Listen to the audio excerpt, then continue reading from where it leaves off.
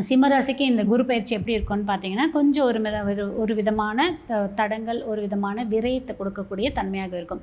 விரயம்ன்றது எப்படி இருக்கும்னு பார்த்தீங்கன்னா, அவங்களுடைய முதல் குழந்தைக்காக படிக்கிறதுக்கோ, கல்யாணத்திற்கோ, வேலைக்கோ, இல்லை உடல் ரீதியான பிரச்சனைக்கோ, இல்லை ஏதோ ஒரு சுப விரயம் கூட அந்த குழந்தைங்களுக்கு வீடு கட்டி கொடுக்கறதுக்கோ, இல்லை படிக்கிறதுக்கு வெளியூர் சுப செலவுகள் ஏற்படும். ஏதாவது சுபமும் இருக்கும், கொஞ்சம் உடம்புக்கு ஏதாவது செலவு பார்க்கக்கூடிய தன்மையாகவும் இருக்கும்.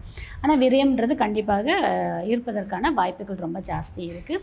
ஏன்னா ஏற்கனவே சிம்மராசிக்கு வந்து அஷ்டாத்த மாதத்தில் சனி பகவான் அமர்ந்திருக்கார். ஏற்கனவே அவங்க கொஞ்சம் ஒரு மாதிரி இறுக்கமான நிலைமையில தான் இருக்காங்க.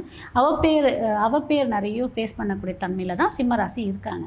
இப்போ இந்த குரு வந்து பார்க்கும்போது என்ன பண்ணுவார் அப்படின்னா, நமக்கு நிறைய விஷயம் ஏற்கனவே இருந்த அந்த கெட்ட விஷயம் எல்லாத்தையும் கொஞ்சம் குறைச்சி விரயத்தை டைவெர்ட் பண்ணி கொடுப்பார். பண ரீதியான விரயம், நேர விரயம், கால விரயம், இதெல்லாத்தையும் கொடுக்கக்கூடிய தன்மையாக நமக்கு இந்த குரு பயிற்சி இருக்கும்.